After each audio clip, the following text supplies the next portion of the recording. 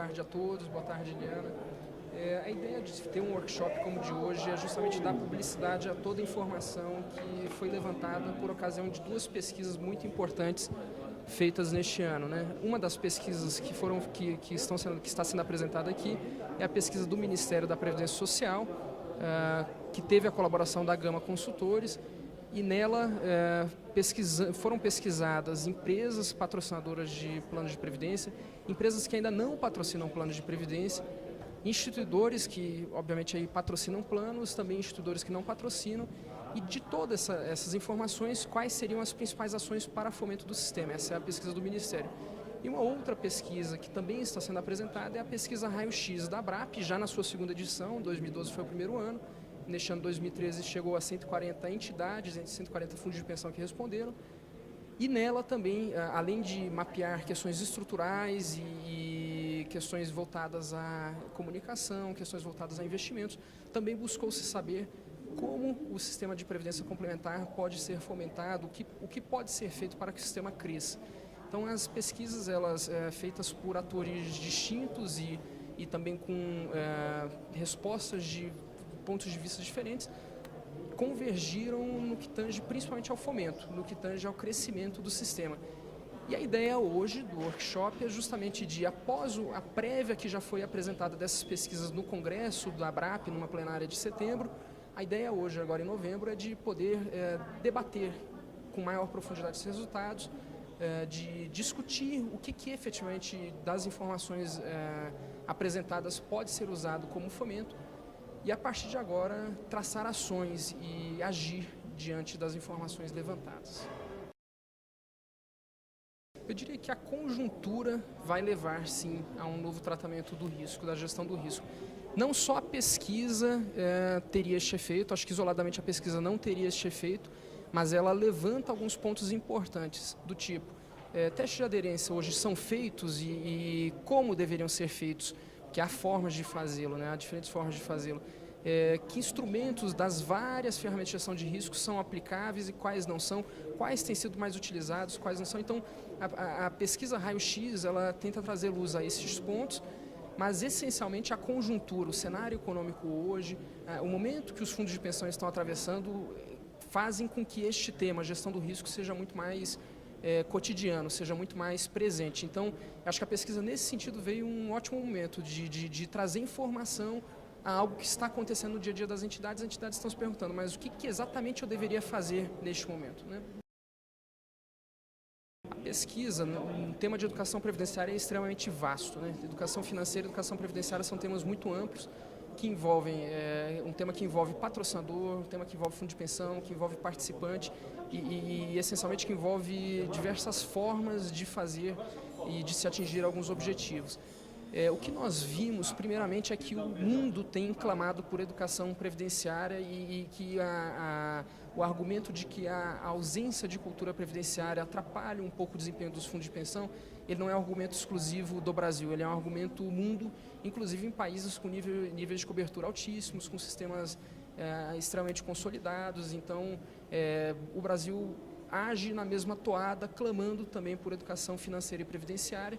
E o que nós vemos é que cada parte envolvida tem agido da forma que melhor, que entende que trará melhor resultado. Mas será que essencialmente os resultados almejados estão sendo atingidos?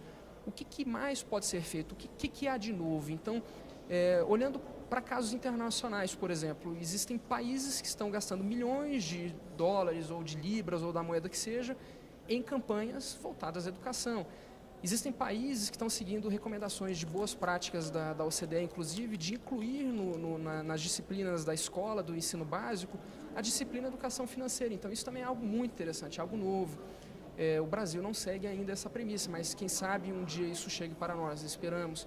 Existem patrocinadores que já desenvolvem ações de educação previdenciária e a pesquisa mostra que metade dos patrocinadores já fazem isso e que têm atingido resultados, sim, parcialmente do que eles buscam, é verdade, mas alguns resultados já estão sendo atingidos. Então, no conjunto, é verdade que há muito a ser feito, mas nós observamos que o que o Brasil já vem fazendo está em linha com as práticas internacionais e que a tendência é, se observado as indicações do que a pesquisa viu, tanto fora do país como aqui no Brasil, que nós tenhamos resultados ainda melhores.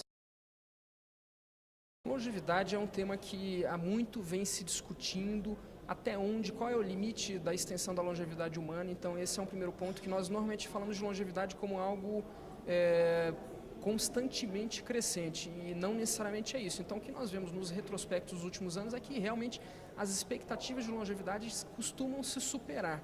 Estudos mais recentes já mostram que em alguns casos as expectativas foram, de certa forma, superestimadas.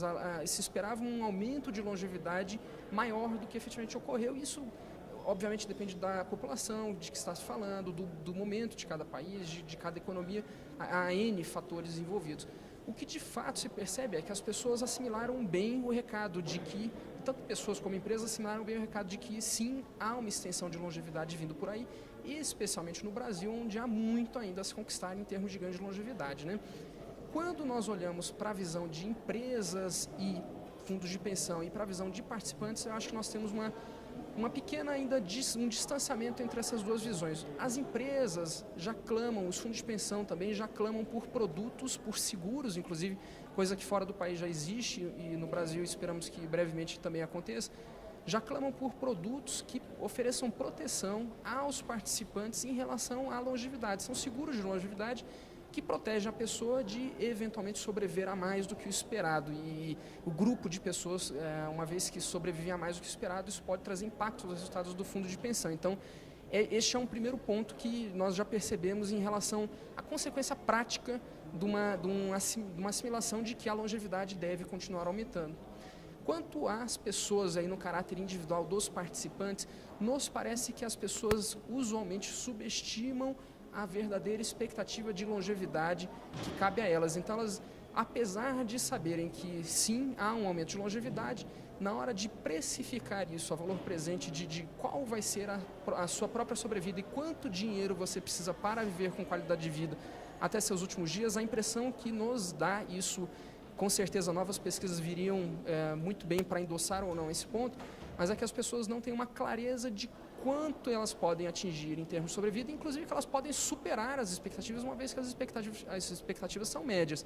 Então, dado que são médias, as pessoas elas não estão se preparando adequadamente para esse bônus de longevidade que elas conquistam, o que é algo preocupante. Se a pessoa não origina hoje uma poupança preparando-se para a sua fase posterior, terceira idade e de maior longevidade, ela eventualmente não vai usufruir de todos os benefícios da extensão da longevidade que ela adquire pela maior qualidade de vida. Então, é algo que nós entendemos que já está sendo, as pessoas já estão assimilando, as empresas estão assimilando, mas ainda falta muito de efeitos práticos a impactar nos fundos de pensão. A pesquisa ela vem sendo divulgada em diversas ocasiões, então ela já foi divulgada, as duas pesquisas, na realidade, tanto a Raio-X como a pesquisa do Ministério da Previdência Social, os resultados principais já foram divulgados no Congresso da ABRAP, estão sendo divulgados hoje aqui nesse workshop. Esperamos aí talvez outras iniciativas mencionem ou inclusive debatam os resultados da pesquisa. E essencialmente a ABRAP, que conduziu a pesquisa do Raio-X, e o Ministério, que conduziu a pesquisa de fomento, são as partes aí responsáveis pela divulgação posterior desses resultados. Então nós acreditamos sim que a partir de agora os resultados finais, que hoje estão sendo tornados públicos, os resultados finais passam a estar disponíveis juntamente com a ABRAP ou com o Ministério e possivelmente para todos, para que todos tenham acesso.